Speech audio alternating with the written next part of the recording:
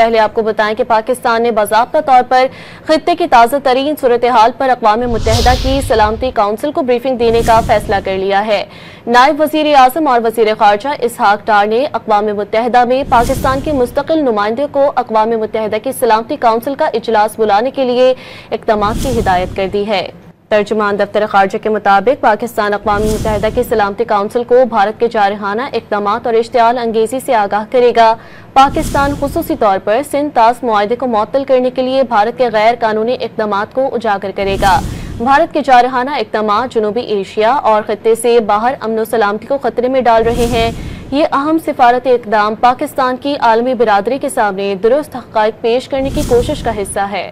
پہلے آپ کو بتائیں کہ پاکستان نے باضابطہ طور پر خطے کی تازہ ترین صورتحال پر اقوام متحدہ کی سلامتی کونسل کو بریفنگ دینے کا فیصلہ کر لیا ہے۔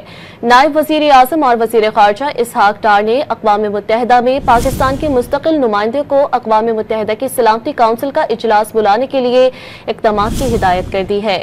ترجمان دفتر خارجہ کے مطابق پاکستان اقوام متحدہ کی سلامتی کونسل کو بھارت کے جارحانہ اقدامات اور اشتعال انگیزی سے آگاہ کرے گا۔